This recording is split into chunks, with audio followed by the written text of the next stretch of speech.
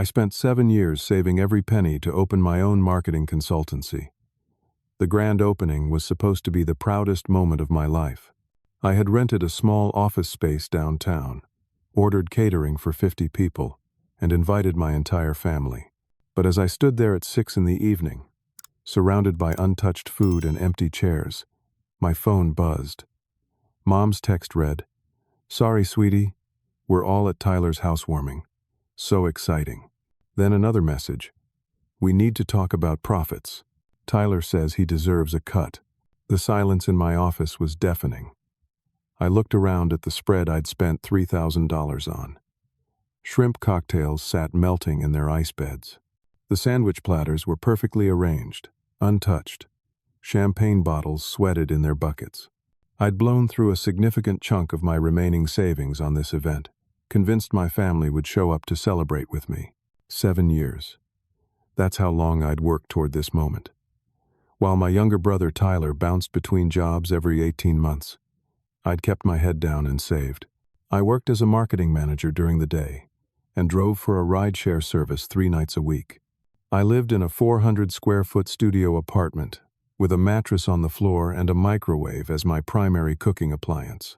I drove a 15-year-old sedan that required a specific trick to get the driver's side door to open. I skipped weddings, birthdays, vacations. Every dollar went into my business fund. And Tyler? Tyler had worked as a personal trainer, then a real estate agent, then tried his hand at day trading, then became a life coach. Each venture ended the same way. Him moving back in with our parents for a few months, while he figured things out. Each time, the family rallied around him, helped him get back on his feet. Nobody ever called him irresponsible.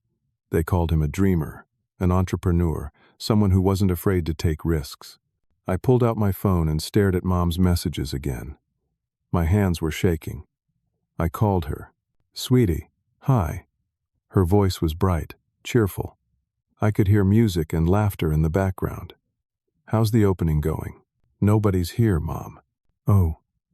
A pause. "Well, honey, you understand, right? Tyler's housewarming was today too, and he really needed the family's support. You know how stressful moving is." I closed my eyes. "You all knew about my opening. I sent the invitations 6 weeks ago. I confirmed last week with everyone." "I know. But Tyler just finalized on his house 3 days ago. It was last minute. You're so independent, Emile. We knew you'd understand." Independent. That word again. The word they used to justify leaving me out, overlooking me, expecting me to handle everything alone, while they coddled Tyler. "Mom, what was that text about Tyler deserving a cut of my profits?" "Oh well, Tyler mentioned that he helped you out years ago. Remember when you were in college and needed money for textbooks? He loaned you $200. My jaw clenched. That was 10 years ago, and I paid him back within 3 months. With interest. Well, Tyler remembers it differently. He says he was investing in your future, and now that you have this business, he should get a return on his investment. 20% seems fair." "20%? My voice rose. "Mom, that's insane. It was a loan. A loan I repaid. Emile, don't be dramatic. Families should share success. Tyler's having some financial difficulties right now, and this could really help him. Would it kill you to support your brother?" I wanted to scream. Instead, I took a deep breath. "I need to go, Mom. Don't be upset, sweetie. We'll come visit your office soon. Tyler wants to see it too. He has some ideas about how you could improve your business model." I hung up before I said something I'd regret. I opened the family group chat. My phone had been on silent during the setup for the opening. Now I saw I'd missed 73 messages. I scrolled through them. Photos of Tyler's new house. A 4-bedroom colonial in the suburbs, with a 2-car garage and a deck, everyone posing in the kitchen. Dad helping Tyler mount a flat-screen television. My sisters, Marissa and Bethany, toasting with wine glasses. Aunts, uncles, cousins I hadn't seen in months. Someone had written, "Tyler's new place is amazing. So proud of him. Aunt Joyce." "Our boy is doing so well." Cousin Marcus. Living the dream. Tyler. Not a single person had mentioned my opening. Not one. I took a photo of my empty office. The vacant chairs arranged in neat rows. The untouched catering spread. The banner I'd hung that said grand opening. Emil's Marketing Solutions. I posted it to the group chat with a simple caption. Thanks for coming to support my dream today. The response was immediate. Tyler. Don't be bitter, bro. Not everything is about you. Marissa. Really, Emil? You're going to guilt trip everyone? Aunt Joyce. We can't be everywhere at once, honey. My phone buzzed with a private message from Tyler. Look, I helped you when you needed it. Now you help me. 20%. Or I tell everyone what kind of person you really are. I stared at the message. What are you talking about? Let's just say, I can make things very difficult for your new business. Family reputation matters in this town. People trust the family name, unless they have reason not to. My stomach dropped. What was he threatening? I'd done nothing wrong, built everything legitimately. But Tyler's words carried an ominous weight I couldn't quite place. I typed back. I paid you back. I don't owe you anything. I'm going to focus on building my business. I turned off my phone and looked around my empty office. The dream I'd worked 7 years for felt hollow. But I refused to let Tyler's manipulation win. I started packing up the food, decided to donate it to the homeless shelter 6 blocks away rather than let it go to waste. At 8 o'clock that night, I loaded the last box of sandwiches into my car. The shelter coordinator, a kind woman named Denise, thanked me profusely. At least someone benefited from my celebration. I drove back to my apartment exhausted, emotionally drained. I parked in my usual spot and walked up the 3 flights of stairs to my unit. Something white was taped to my door. An eviction notice. I ripped it off and read it under the hallway light. 30 days to vacate. Reason. Lease violation. That was impossible. I'd never violated my lease. I paid rent on time every month, kept the place clean, never had noise complaints. I pulled out my phone and called my landlord, Mr. Davison. He answered on the 4th ring. Emil? Mr. Davison, I just got an eviction notice. There must be some mistake. I haven't violated anything. He sighed heavily. I received a call this afternoon from someone claiming to be a city inspector. Said there were multiple complaints about you running a business from your residence, causing disturbances, increased foot traffic, commercial activity in a residential building. That's not true. I just rented an office downtown. I've never run my business from here. The caller mentioned you'd listed this address on business documents. Said the city was investigating. I can't risk my property, Emil. I'm sorry, but I need you out. My mind raced. Months ago, when I was first applying for my office lease and setting up my business bank account, I'd used my home address on some preliminary paperwork. It was standard practice, a temporary measure, until I had a commercial address. But I'd never actually operated from home. And then it hit me. Tyler. Somehow Tyler had found out about those documents and called my landlord pretending to be an inspector. Mr. Davison, I can prove I'm not running a business from here. I have a lease for commercial space. I can show you everything. I'm sorry, Emil. I've already started the eviction process. The notice stands, 30 days. He hung up. I stood in the hallway holding the notice, feeling the walls close in. I'd stood up to Tyler. I'd refused his extortion.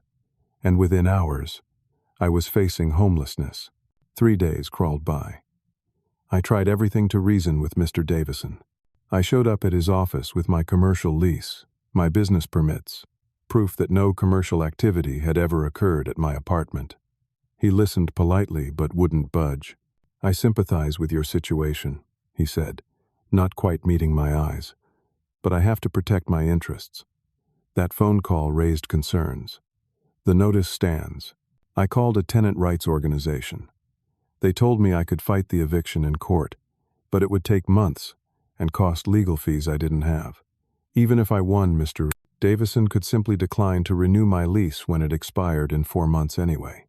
Fighting would be expensive and ultimately pointless. So I started apartment hunting, with a deadline hanging over my head. Every place I could afford was either in a dangerous neighborhood or 40 minutes from my new office.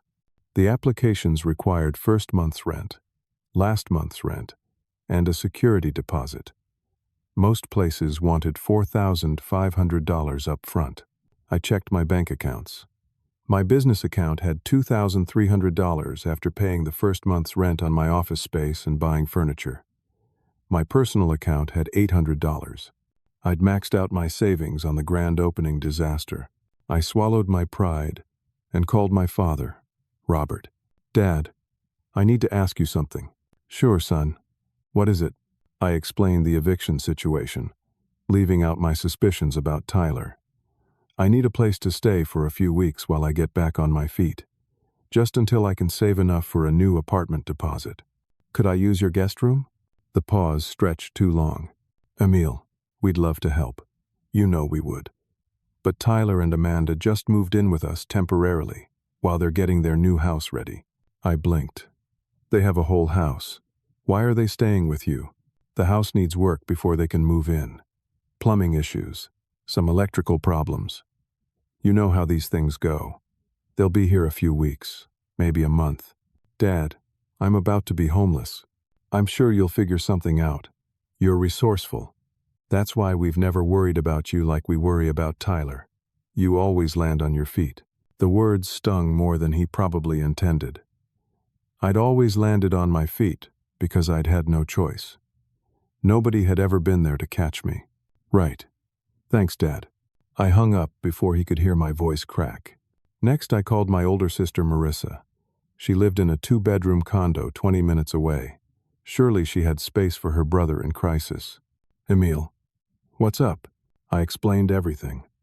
The eviction, Dad's refusal, my desperate situation. "Tyler would never do what you're suggesting," she said immediately. "You're being paranoid. You're stressed about the business, and you're lashing out at him because you're jealous." "Jealous? Marissa, I'm about to be homeless. Maybe that's your own fault. You've always been so stubborn, so determined to do everything yourself. Maybe if you'd actually asked for help before things got this bad, or better yet, if you'd just work with Tyler instead of against him, none of this would be happening." "Work with Tyler? He's demanding 20% of my business for a $200 loan I already repaid. Would it kill you to share a little? He's your brother. Family should support each other." I wanted to throw my phone across the room. I supported myself for 7 years. Where was the family? "Don't be dramatic. Look, I can't help you right now. I have my own problems. Maybe you should consider giving Tyler what he wants. Would a small percentage really hurt you?" I hung up without saying goodbye. That left me with one option: a loan. I went to my bank and applied for a personal loan to cover moving costs and deposits. The loan officer, a tired-looking woman named Patricia, reviewed my application and shook her head. "Your debt-to-income ratio is too high. You've got the business loan and your car payment. We can't approve another loan right now." What are my options? Liquidate some assets or find a cosigner. I had no assets beyond my ancient car, which was worth maybe $1,500, and clearly, no one in my family would cosign anything for me. I left the bank feeling defeated. 27 days until eviction. No savings. No family support. No way to afford a new place. That afternoon, a man named George Hartley walked into my office. He was in his mid-50s, wearing an expensive suit, carrying himself with the confidence of someone used to getting his way. "You're Emil? I've heard good things about your marketing expertise. Can I help you?" "I represent Hartley Manufacturing. We're looking for someone to run a 3-month marketing campaign. Targeted digital advertising, social media presence, lead generation. The works." My pulse quickened. This was exactly the kind of client I needed. "I'd be happy to put together a proposal for you." "No need for all that. I've done my research. I want to hire you. The contract is worth $15,000. I tried not to let my desperation show. $15,000 would solve my housing crisis, stabilize my business, Give me breathing room. That's fantastic. When would you like to start? Immediately. But here's my terms. I pay 70% upfront, $10,500. The remaining 30% on completion. You have 90 days to deliver measurable results. If you don't meet the contract terms, you refund the full amount. Something felt off. Clients didn't typically pay 70% upfront, especially not to a brand new business. And the refund clause was aggressive. What kind of results are we talking about? Results satisfactory to me. It's in the contract. Standard language. He slid a document across my desk. I should have read it carefully. I should have had a lawyer review it. But I was desperate. I had 27 days until homelessness. This money was my lifeline. I'll need a day to review this. I need an answer now. I have other consultants I'm considering. You come highly recommended, but if you're not interested, I'll move on. Pressure tactic. I recognized it from my years in corporate marketing, but recognizing it didn't make me immune to it. Not when I was drowning. I signed. George smiled, shook my hand, and promised the payment would hit my account within 48 hours. He was as good as his word. 2 days later, $10,500 appeared in my business account. I immediately started apartment hunting with new urgency. I found a place within the week. Not ideal, a bit more expensive than I wanted, but clean and safe and only 15 minutes from my office. I paid first month, last month, and security deposit, $5,400. Then hired movers for $300. Bought some basics for the new place, another $400. 10 days before my eviction deadline, I moved into my new apartment. The relief was overwhelming. I'd solved the crisis. I could breathe again. 3 days after moving in, George called. His voice had changed. The warmth was gone, replaced by cold calculation. Emile, we need to discuss contract revisions. We just signed. The work hasn't even started. I want to renegotiate terms. I need you to guarantee specific results. A 40% increase in qualified sales leads within 60 days, or you refund everything plus a 20% penalty. My blood went cold. That wasn't in our contract. Read the fine print. Clause 7, subsection B. You agreed to measurable results satisfactory to client. I'm defining what's satisfactory. I pulled up the contract on my computer and searched frantically. The language was there, vague and broad. A good lawyer would have caught it. I'd been too desperate to hire one.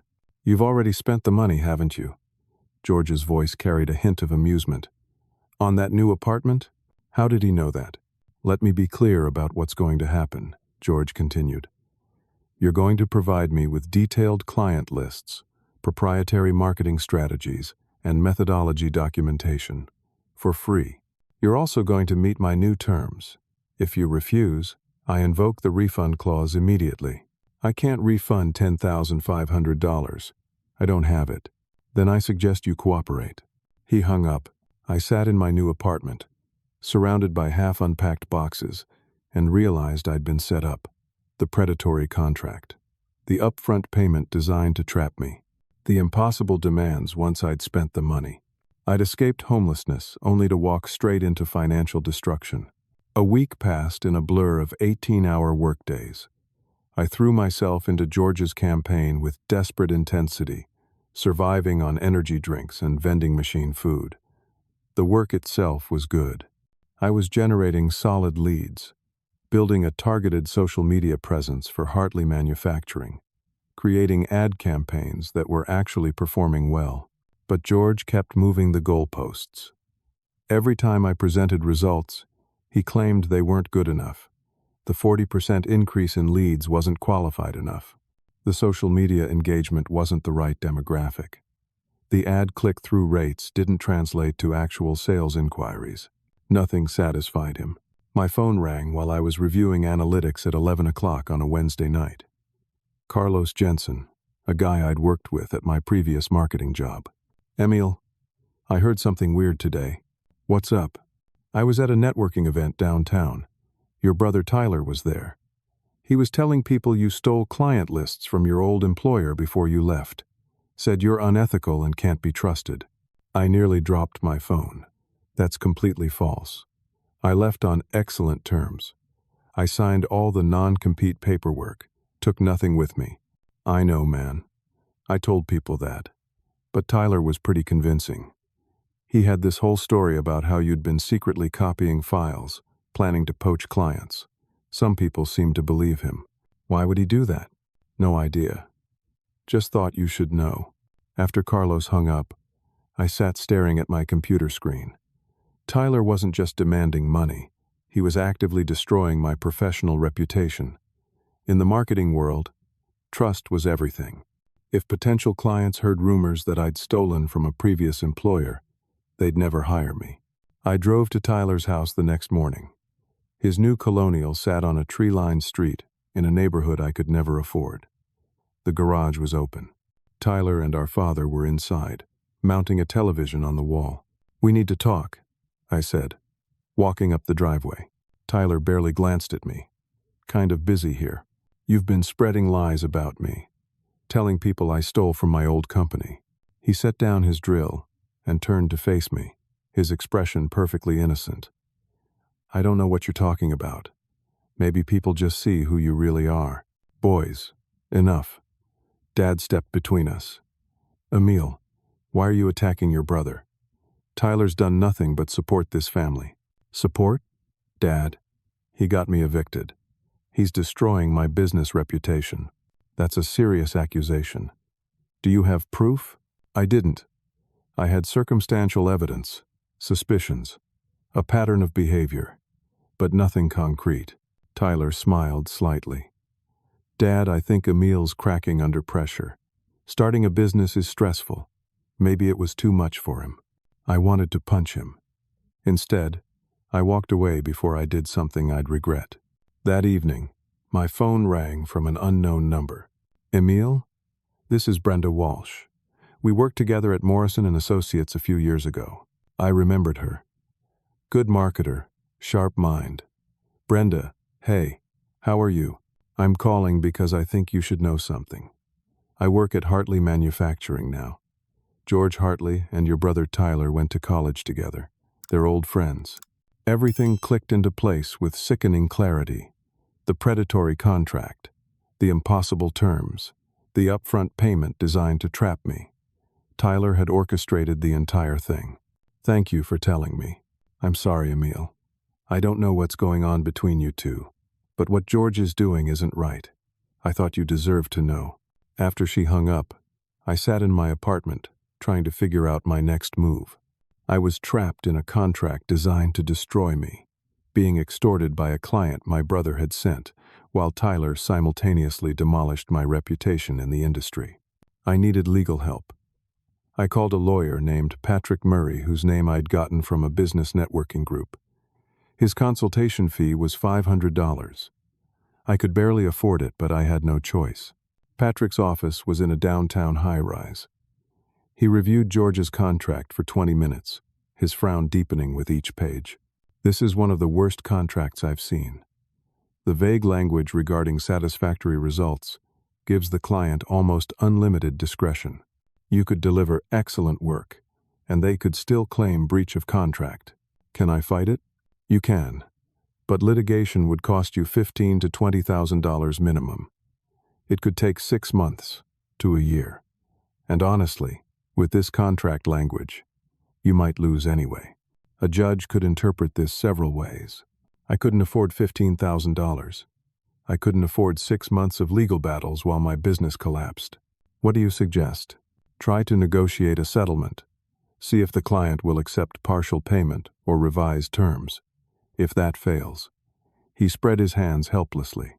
"You might have to fulfill the contract as written, no matter how unfair it is." I paid his $500 fee and left feeling worse than when I'd arrived. Sunday morning, my mother called. "Emil, I'm making pot roast for dinner. Family meal. I expect you here at 5. "Mom, I'm really busy. This isn't a request. We need to discuss your behavior as a family." Something in her tone made me agree. I showed up at my parents' house at 5 o'clock. The moment I walked in, I knew it was a setup. Everyone was there. Tyler and Amanda, Marissa and Bethany, Mom and Dad.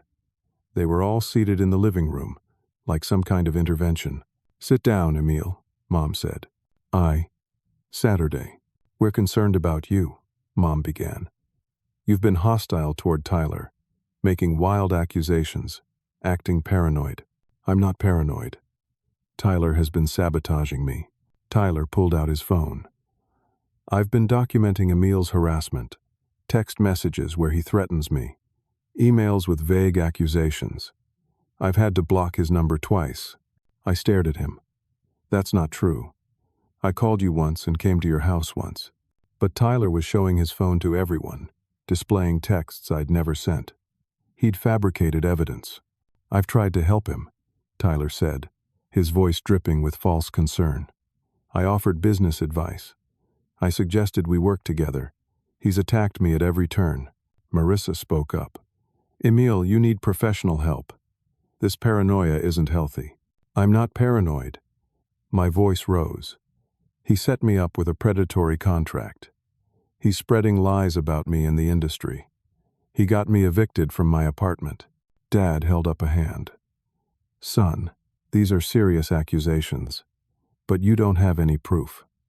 Tyler has tried to support you, and you've responded with hostility and blame. Maybe entrepreneurship isn't for you," Mom said gently. "There's no shame in going back to a regular job, something stable, less stressful." "Amanda," Tyler's wife, added her voice. "Not everyone is cut out for business ownership. Maybe you should cut your losses before you lose everything." I looked around the room. Every face showed either pity or judgment. Nobody believed me. Tyler had positioned himself perfectly as the victim of my unfounded attacks. "We've talked," Mom continued, "and we think it would be best if you apologize to Tyler and give him the 20% stake he's asked for. It's a small price to pay for family peace." "I'm not giving him anything." Tyler stood up. "Then we're done. I want nothing to do with you until you get help." My parents nodded. My sisters looked away. Amanda put her arm around Tyler supportively. I'd been cut off from my family, completely isolated. I left without another word and drove aimlessly for 2 hours.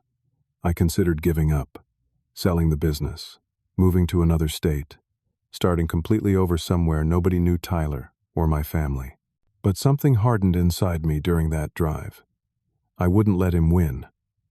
I'd work myself to death if necessary to meet George's impossible demands. I'd rebuild my reputation one client at a time. I'd prove I could survive without them. I returned to my apartment at 11 that night, exhausted and determined.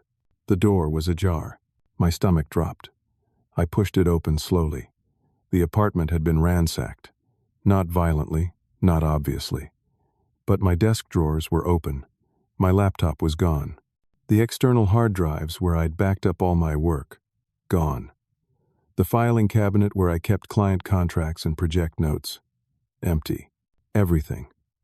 All my work for George's campaign. All my other client projects. All my business data. Stolen.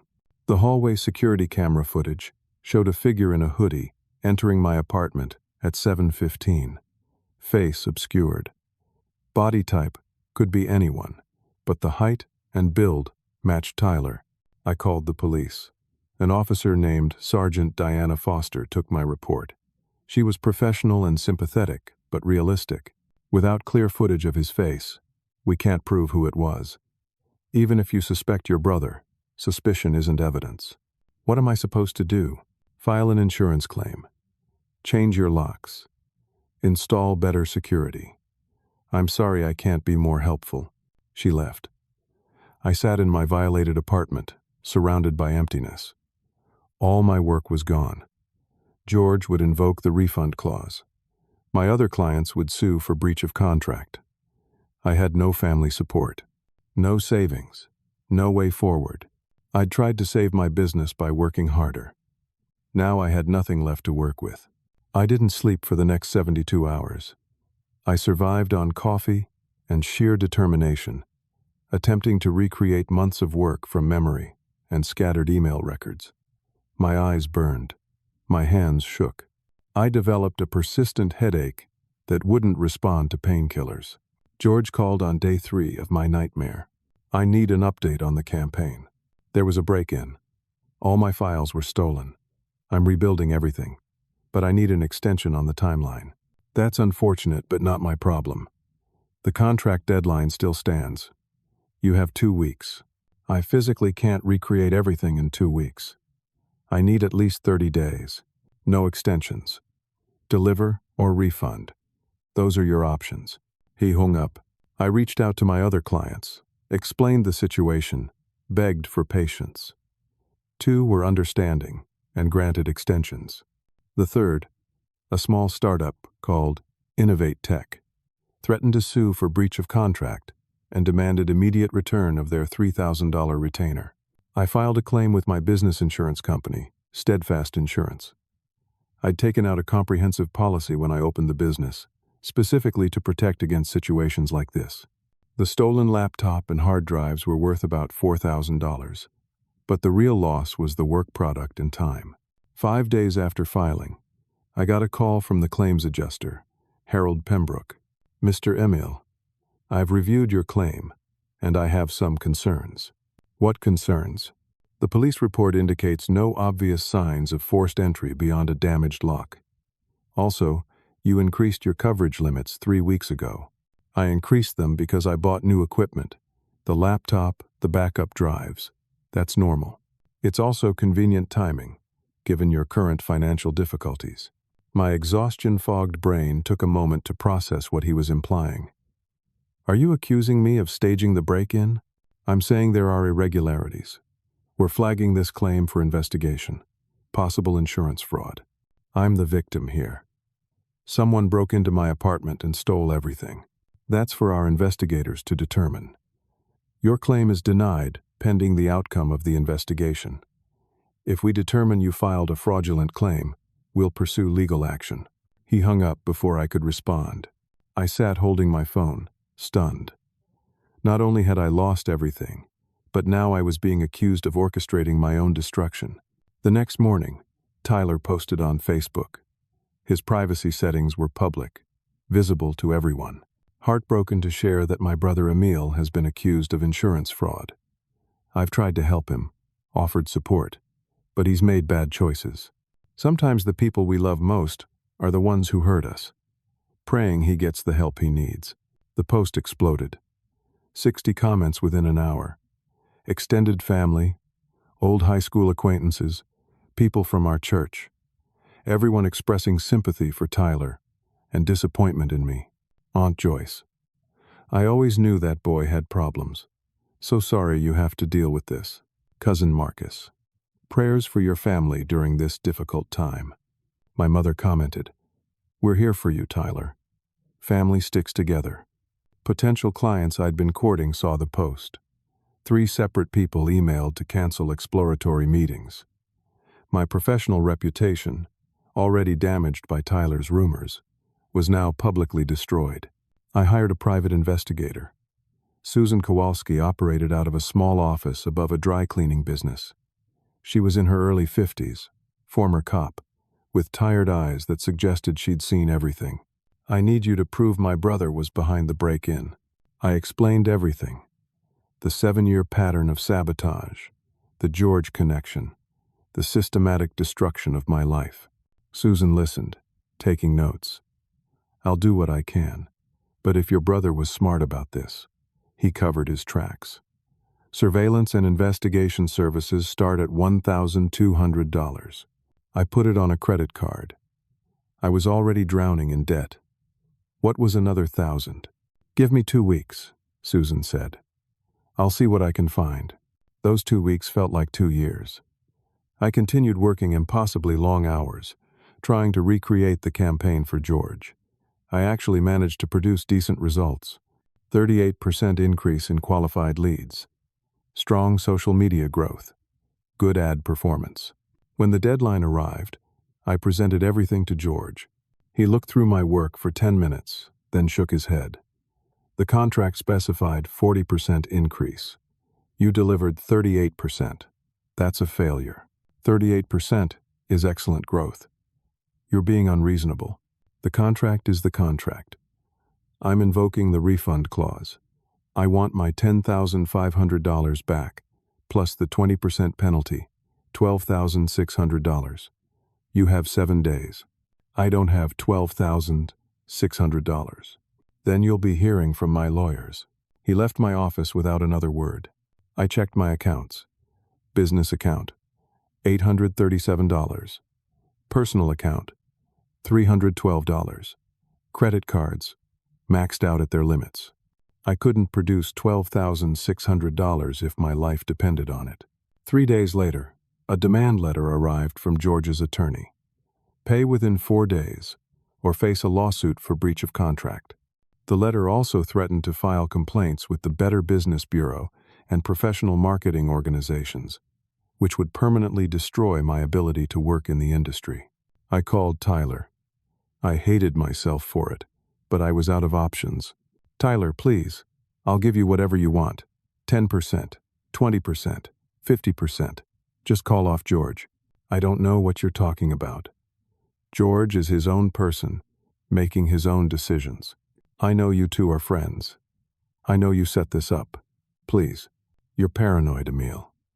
Maybe if you weren't so stubborn and ungrateful, your life wouldn't be falling apart. Did you ever think that maybe you're the problem? What do you want from me? His voice went cold. I want you to understand that you're not better than me. You never were. You always acted so superior, so responsible, so hardworking. Where did that get you? He hung up. The next morning, I received a certified letter from the Internal Revenue Service. I was being audited. The letter specifically questioned business expense deductions from my most recent tax return and mentioned that a tip had been filed claiming I was falsifying expenses. My accountant, Jerry Blackwood, called 5 minutes after I opened the letter. Emil, what the hell is going on?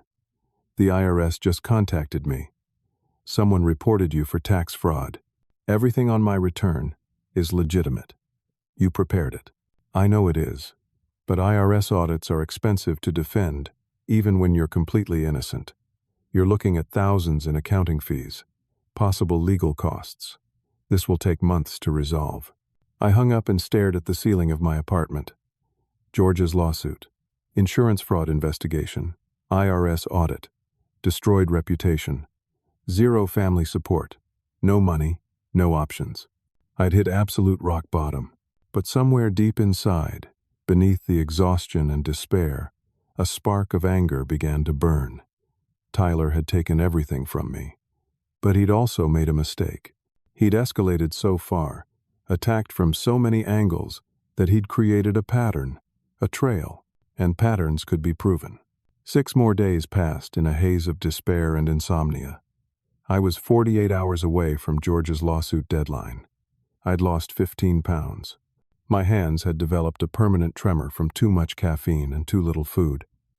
I seriously considered bankruptcy, which would destroy my credit for 7 years but at least end the immediate financial nightmare. My phone rang. Susan Kowalski. I found something. Can you meet me? We met at a coffee shop near her office. Susan looked exhausted, like she'd been working around the clock. She slid a manila folder across the table. Your brother wasn't as careful as he thought. I opened it. Photographs, video stills, phone records. Tyler and George have been meeting regularly for 6 months, Susan said. This started before you even opened your business. I have photos of them at the same bar 3 separate times. I legally obtained audio from a public conversation where Tyler explicitly says, quote, "Once he signs that contract, he's done." My hands shook as I flipped through the evidence. There's more. Tyler knows Harold Pembroke from your insurance company. They're both members of Riverside Golf Club. I have photos of them having lunch together 5 days before the insurance fraud accusation was filed. She pointed to another section of the folder. Your brother has been orchestrating this with multiple accomplices. This isn't family drama. This is criminal conspiracy, fraud, possibly extortion. What do I do with this? You go to the police. This is enough for them to open an investigation. Combined with the break-in, the pattern is clear. I stared at the evidence. Sending this to the police meant Tyler would face criminal charges. Conspiracy. Fraud. He could go to jail. He was my brother. My terrible, destructive, malicious brother. But still my brother. If you don't stop him, Susan said quietly, he'll do this to someone else. Men like him don't stop on their own. I thought about that. Thought about the next person Tyler would target. The next life he'd destroy for his own amusement or profit. But I also thought about my mother's face. My father's disappointment. The family that had already chosen Tyler over me. I called my mother. Mom, I need you to see something. I drove to my parents' house and showed her everything on my laptop. The photos, the timeline, the audio of Tyler planning my destruction. I laid it all out methodically, professionally. Mom watched in silence, tears streaming down her face. Do you believe me now? She nodded, unable to speak for a moment. Then, Emil, he's your brother. Our family can't survive if you press charges. Think about what this would do to us. To your father. To your sisters. What about what he did to me? I'm asking you to be the bigger person. Please, we'll talk to Tyler. Make him stop. Make him pay you back somehow. But don't tear this family apart. He already tore it apart, Mom. He did that. I'm begging you. I left without promising anything. That evening, I called Tyler and asked him to meet me at Riverside Park. Neutral ground. Public place. He showed up wearing expensive sunglasses and a smirk. We sat on opposite ends of a bench. I slid the evidence folder across to him. His face went pale as he flipped through it. The smirk disappeared. I'm not going to the police, I said. But here's what's going to happen. You're calling off George today. You're paying me $15,000 in damages within the week.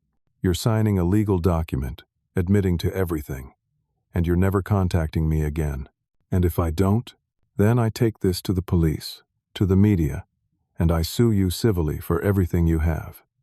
Your house, your reputation, everything. He stared at me for a long moment, then laughed.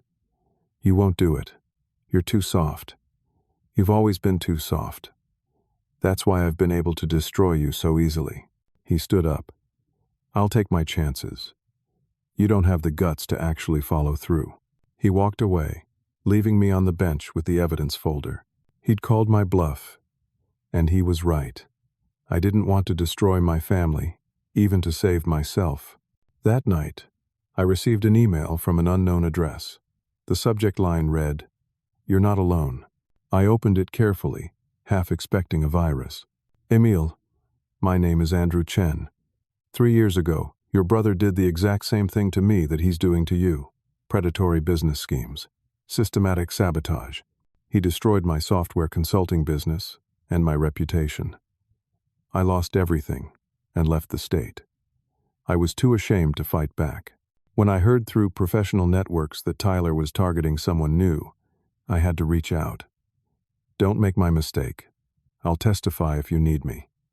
Use the attached files. The attachments contained financial records showing Tyler had paid George Hartley $5,000 for consulting services right when George approached me. Bank statements, email exchanges, a paper trail proving the conspiracy. There was also documentation of Tyler's previous victim. Andrew had lost a $150,000 business to Tyler's schemes. Tyler had done this before. Successfully. Andrew's email continued. I've also included contact information for Patricia Hughes, a lawyer who specializes in fraud cases and works on contingency. She helped me understand what happened, even though I was too broken to pursue it. Maybe you'll be stronger than I was. I sat in my apartment staring at the email for an hour. Tyler would do this again, to someone else. Maybe he already was. I tried to handle it quietly, tried to protect my family, tried to take the high road. Where had that gotten me? I called Patricia Hughes. She answered on the second ring, professional and direct. Andrew told me to expect your call. Send me everything you have. I forwarded Susan's evidence and Andrew's files. She called back 30 minutes later. This is one of the strongest fraud cases I've seen. Civil suit for damages, and the evidence is clear enough that the district attorney might pursue criminal charges independently. I'll take this on contingency.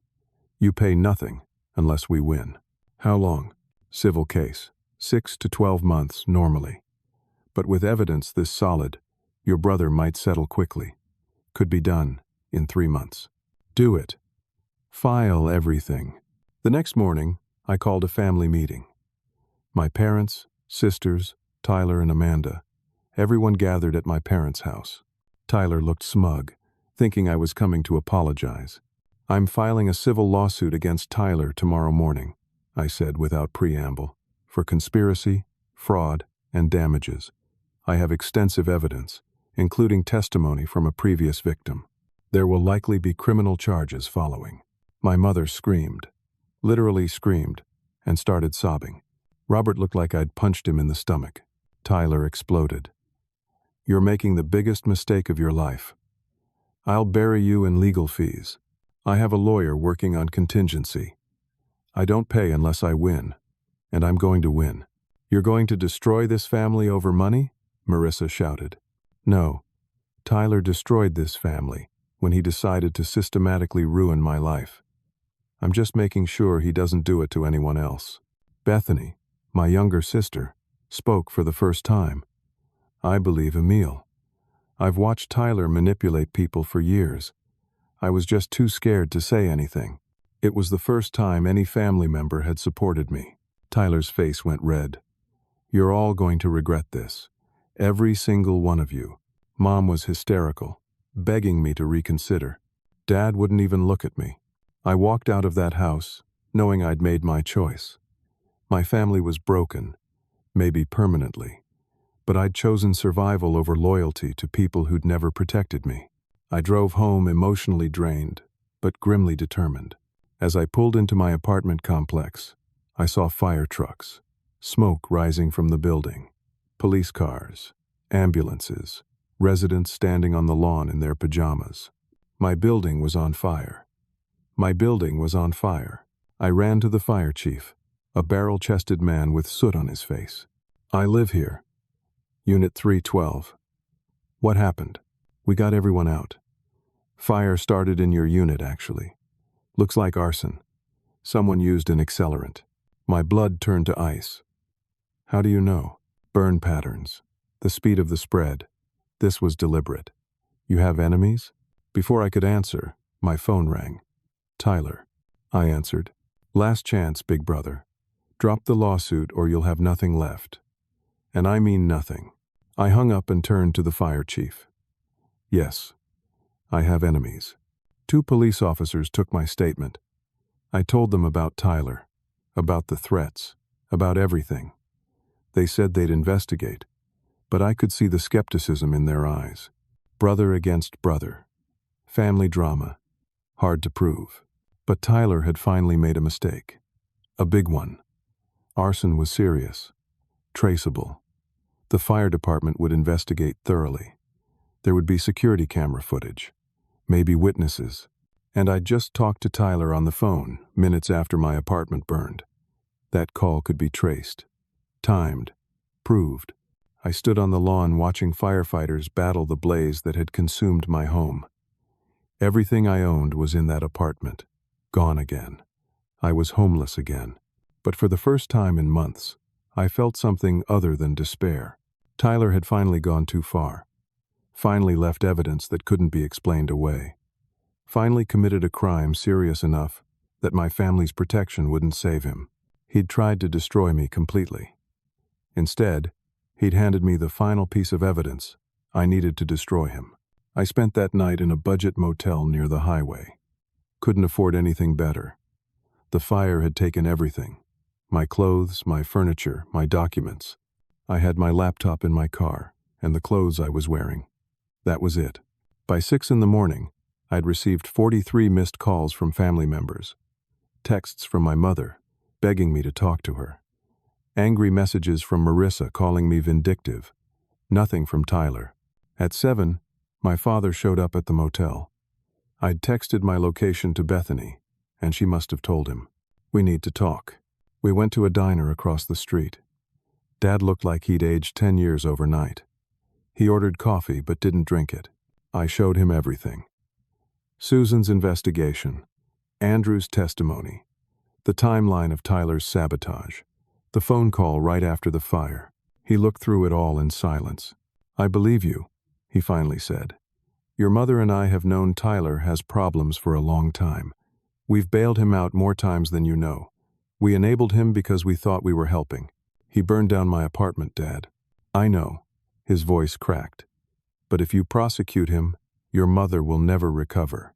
It will kill her. She's already barely holding together. He tried to kill my business, my reputation, my life. I'm asking you, as your father, to find another way. I'll pay George the $12,600 myself. The lawsuit goes away. You and Tyler never speak again. But don't send him to prison." The offer was tempting. Take the money, escape the immediate crisis, cut ties with Tyler, move on. But I thought about Andrew Chen, destroyed and driven out of state. About the next person Tyler would target when he got bored or needed money or just felt like exercising his cruelty. "I need to think about it. Don't take too long. Your mother is at home sedated. She can't handle much more of this." After Dad left, I sat in the diner, drinking bad coffee until noon. Then I drove across town to meet Andrew in person. He'd agreed to fly in from Oregon, where he'd relocated after Tyler destroyed his business. He was 45, with prematurely gray hair and the worn-down look of someone who'd lost a fight with life. We met in a different coffee shop. He ordered tea he didn't drink. "I took the easy way out," Andrew said. "Tyler's family paid me $20,000 to disappear and sign a non-disclosure agreement. I thought I could start over somewhere new." "What happened?" "Tyler had destroyed my reputation so thoroughly in the industry that I couldn't find work. Potential clients would search my name and find the rumors he'd spread. I'm a warehouse manager now. Lost my career. Lost everything I'd built." He looked directly at me. "If you don't stop him completely and publicly, he'll just do this to someone else. Maybe he already is.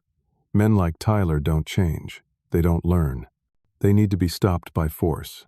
After Andrew left, I called Patricia Hughes. "File everything. The civil suit. Push for criminal charges. Do whatever it takes." "Are you sure?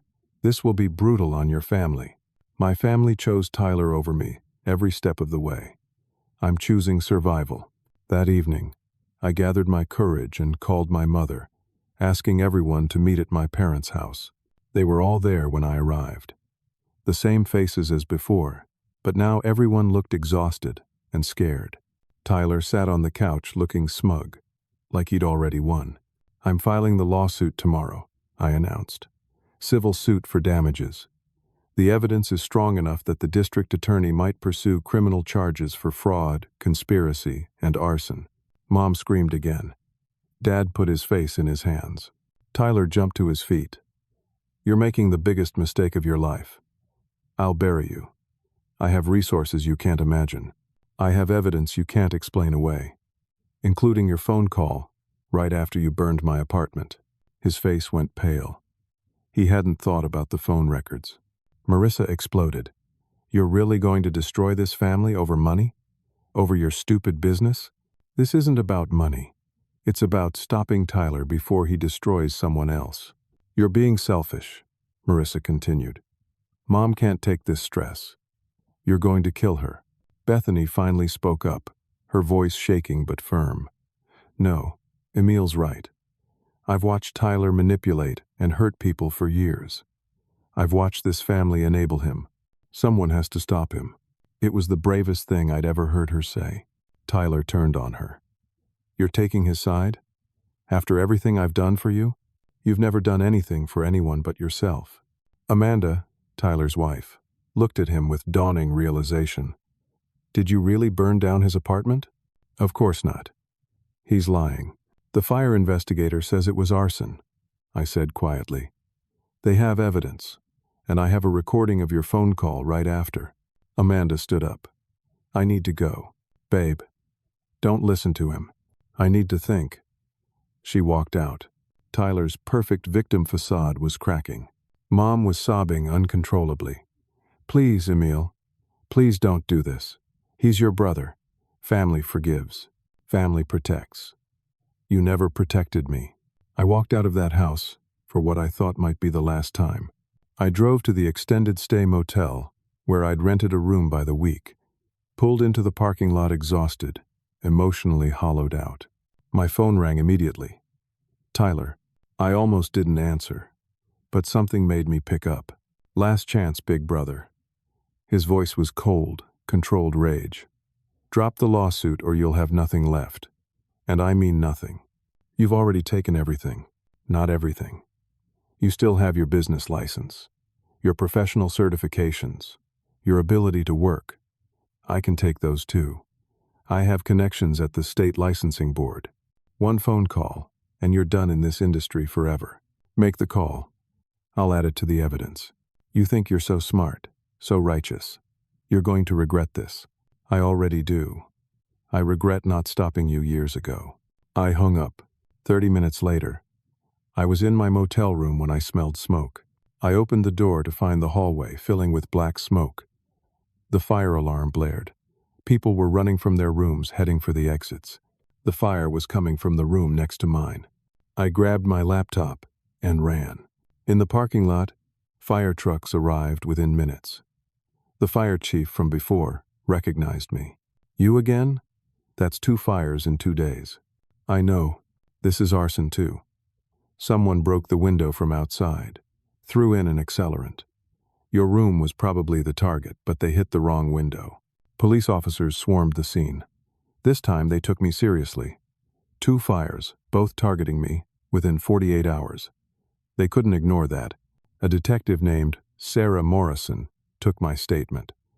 I told her everything. Showed her the evidence Susan had gathered. Played her the recording of Tyler's threatening phone call from 30 minutes earlier. We'll bring him in for questioning, she said. He'll deny everything. Maybe. But we'll have phone records showing he called you minutes before this fire was set. We'll have the pattern.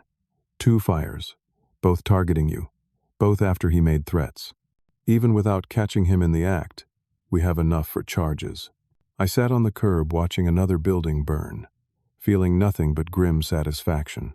Tyler had tried to destroy me completely.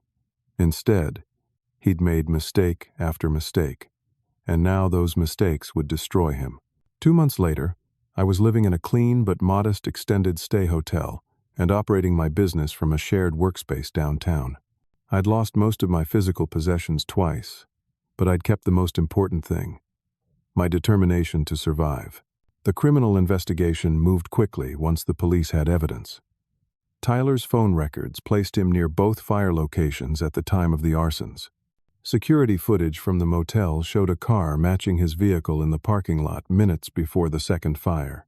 Most damning was the phone call he'd made to me 30 minutes before the motel burned, which prosecutors said demonstrated consciousness of guilt and intent.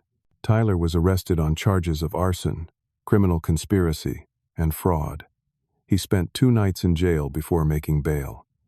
The mugshot appeared in the local news. His perfect image, his respectable facade, shattered in an instant. George Hartley, when confronted with evidence that he'd conspired with Tyler, immediately settled my lawsuit and returned the full $10,500. He wanted no part of criminal charges. The settlement included an admission that the contract had been designed to entrap me, which cleared my professional reputation.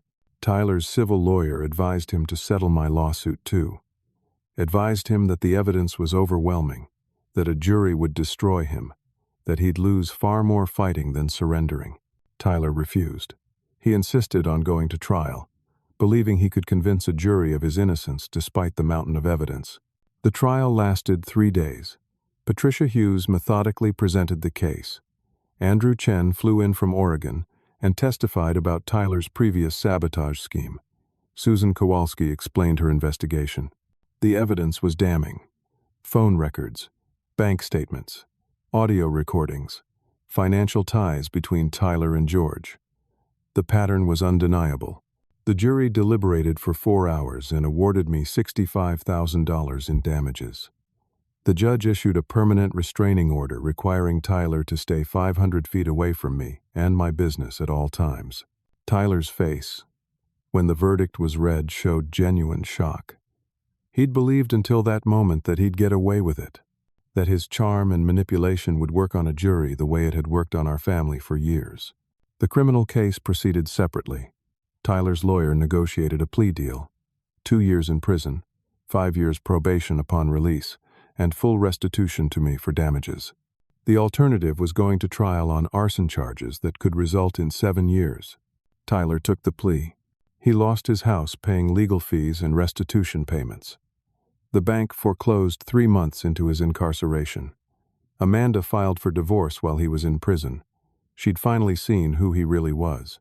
His reputation in the community was destroyed. The local paper covered the trial. People who'd believed his lies about me learned the truth. My family fractured along predictable lines. My mother took almost a year to speak to me again. She couldn't reconcile loving her son with accepting what he'd done. When she finally reached out, it was with a tearful apology. She admitted she'd enabled Tyler, protected him, chosen him over me countless times. It didn't fix everything, but it was a start. My father apologized sooner. He visited my new office 6 months after the trial, looking older and sadder. He admitted he'd known Tyler had problems for years but hadn't wanted to face it. We had coffee and talked for 3 hours. Our relationship would never be what it was, but we were rebuilding. Marissa never apologized. She cut contact with me completely, unable to forgive me for sending Tyler to prison. I mourned that relationship, but accepted it. Some bridges burned beyond repair. Bethany grew closer to me than ever. She'd found her courage during the crisis, and we built a genuine friendship as adults. She visited my office regularly, helped me with administrative work when I was overwhelmed, became someone I could count on. My business recovered slowly but steadily. The settlement money from George, combined with the court judgment against Tyler, gave me financial stability.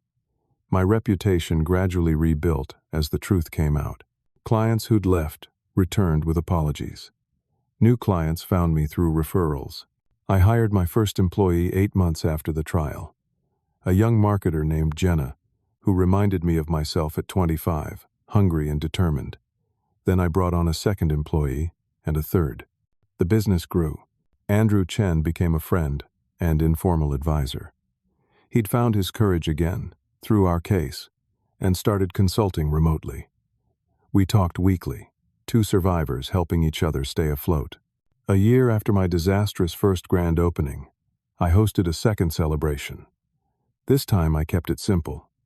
No catering for 50, no grand expectations, just cake and coffee in my new office space. 15 people came. My clients, my employees, Susan, the private investigator, Andrew, who flew in from Oregon, Patricia Hughes, Bethany and her husband, my father, looking nervous but present, and near the end, my mother arrived. She stood in the doorway looking uncertain until I walked over and hugged her. She cried and didn't say anything, but her presence meant something. It wasn't the celebration I'd imagined. It was smaller, quieter, harder won. But it was filled with people who'd actually stood by me when everything fell apart. People who'd earned their place in my life, rather than claiming it through biology. After everyone left, I stood in my office alone. I had a framed photo on my desk now, the group of supporters at the celebration. My new family, built from loyalty rather than obligation. An email notification pinged. A new client inquiry. A mid-sized tech company, needing help with their marketing strategy.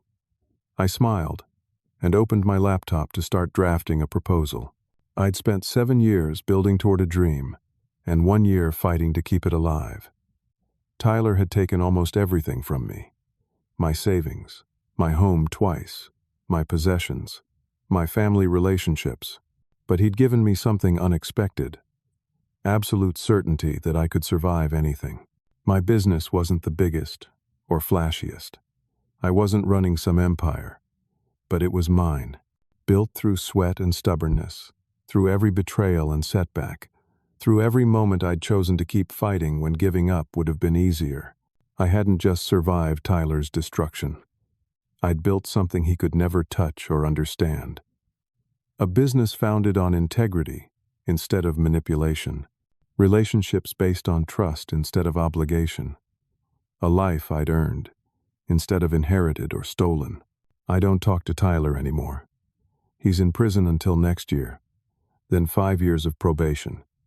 I don't know if he's changed. I don't know if people like him can change.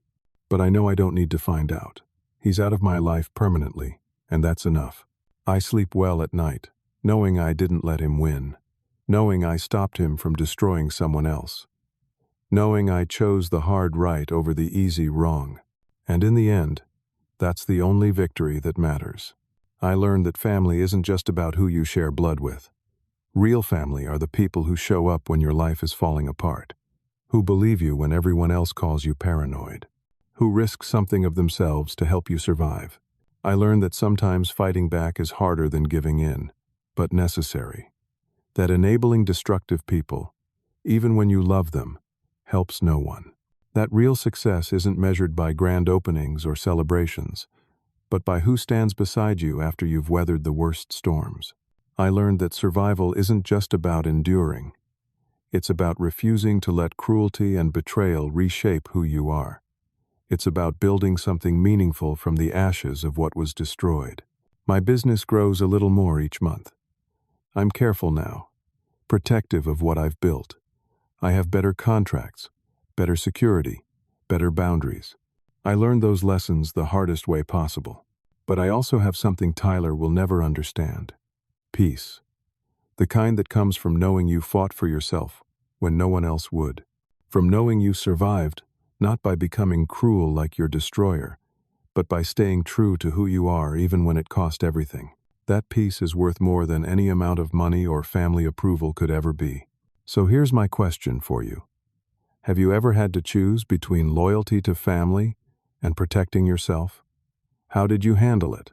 What would you do if someone you loved was systematically trying to destroy your dreams? If this story resonated with you, please hit that like button and let me know in the comments. Share your own experiences. Sometimes knowing we're not alone in these struggles makes all the difference. Subscribe to hear more stories about overcoming betrayal and finding strength when everything falls apart. And if you know someone who needs to hear this story, someone fighting their own battles with toxic family or sabotage, please share this with them. Thank you for listening to my story.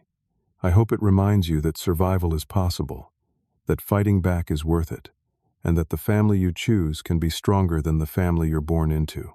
Stay strong. Keep fighting. You're worth it.